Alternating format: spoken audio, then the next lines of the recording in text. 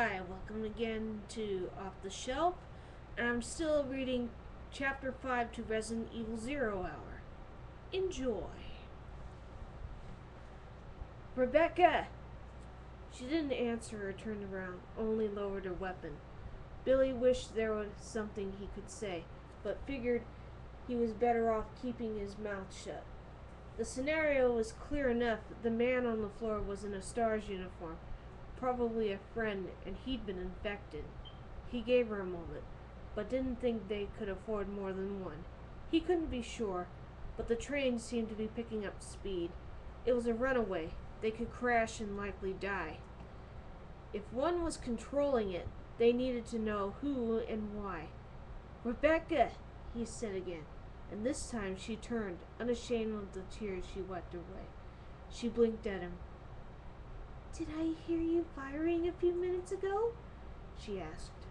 Billy nodded, tried to smile, but it didn't come off. "Monster bug. You?" "Dog," she said, and wiped away a last tear. "And someone I used to know." He shifted uncomfortably, both of them silent for a beat. Then he sighed. Then she sighed, pushed her bangs off her forehead. "Tell me you found the keys," she said. "Something like that," he said, hefting the shotgun. "Won't work," she said, and sighed again. "It has magnetic bolts, like a bank bolt or something." "On a passenger train?" Billy asked. Rebecca shrugged. "It's privately owned. Umbrella." The pharmaceutical company. Between the court-martial and sentencing, Billy hadn't given much thought to where he was headed for execution. But now he remembered. Raccoon City, the closest thing this area had to a metropolis. There was a what had to be the closest thing this area had to a metropolis was where the mega corporation had originally set up shop. "They have their own train?" she said. She nodded. Umbrellas all over around here. Offices, medical research, laboratory."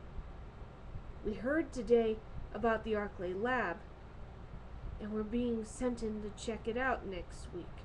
Raccoon Forest. Raccoon City itself was nestled in the Arclay Mountains."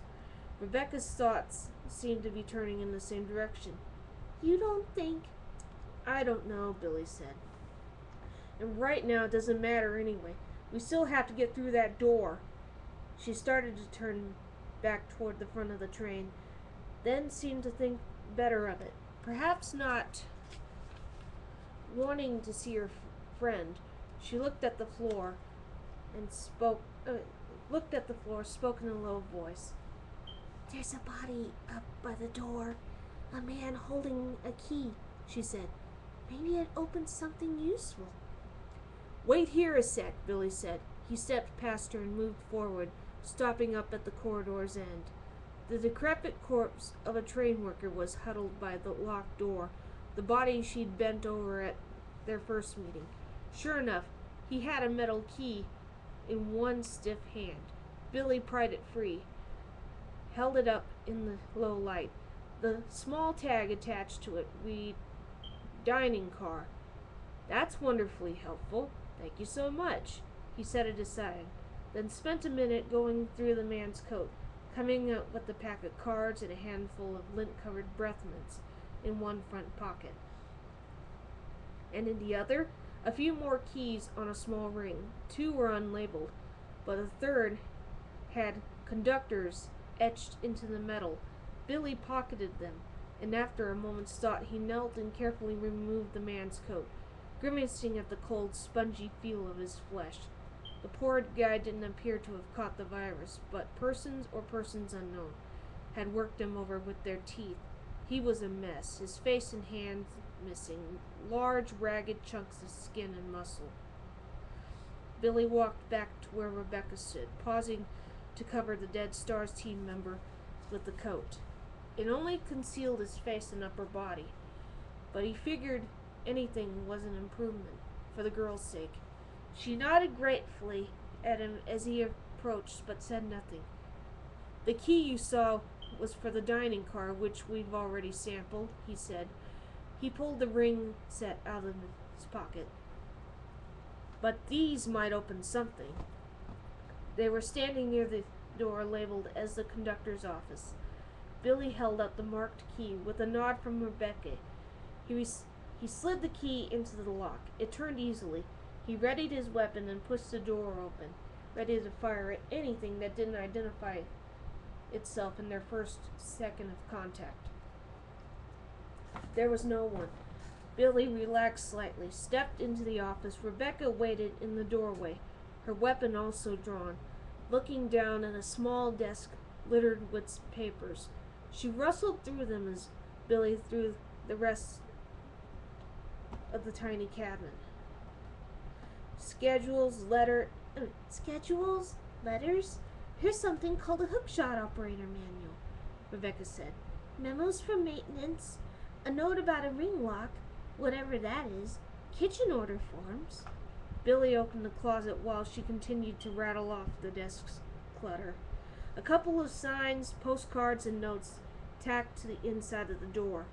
Ledgers, a locked briefcase. Billy picked up the briefcase, shook it.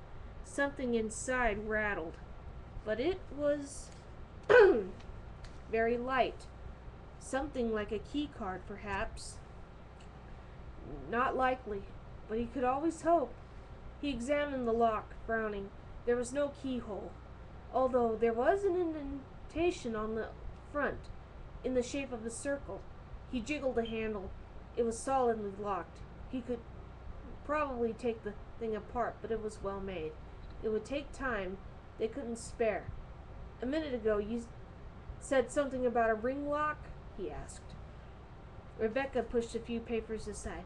Ah, here. It's just a handwritten note. It said, means of access, in case, scattered ring lock, 2 parts. In case of what? He started to shrug, then felt a flush of excitement. In case. The card was in the case. He could feel it. He looked closer at the lock, suddenly remembering the unusual silver ring he'd found upstairs, before his run-in with the scorpion thing. The indentation on the lock was notched, like the ring had been. But the note says 2 parts, and... Hey! I found the ring at the back of the train, Rebecca said. Billy looked up as Rebecca pulled a gold ring from her index finger, knowing even before she handed it over that it was the second part. I think we have a winner, Billy said, actually smiling, a real smile for the first time since he didn't know when. There would be a radio in the engineer's compartment, and controls, and maybe a map for how the hell to get out of the woods. They were almost out of this. He was sure of it. He had no idea. Someone had actually started the goddamn train. There was a chance that one of the workers was still alive, but Wesker figured it out more likely that one of the mushbrain carriers had fallen into the controls. In any event, the copter's pilot hadn't even hesitated, had only changed to ETA by a few moments. The timing was lucky. Unstopped, the train would head straight for the training facility, would crash if it was unmanned, and the last thing they needed was to draw attention to any of the infected locked-down areas. We're deploying now. Over. Wesker waited. He could hear the sound of the helicopter in the background, could even hear the men's drop lines whipping in the wind. He half wished he was there, about to step onto the doomed train as it sped through the storming light, his weapon drawn, the walking diseased waiting to be laid to rest in a blast of blood and bone. Birkin interrupted the pleasant fantasy, his voice and manner anxious as he reached out to cover the microphone with one pale hand. We're sure this is a virus, right? I mean, we're not dealing with a hijacking or a mechanical error. perhaps? I mean, do we know for certain that this team is here to handle the train? Wesker sighed internally. William Birkin was an intelligent man, but also obsessively paranoid. His conviction that Umbrella wanted to steal his work was almost childlike in its intensity. "We're sure," he answered. "What else could it be, if not the virus?" Birkin nodded toward the monitor where they'd seen the soldier with the rubbery arm.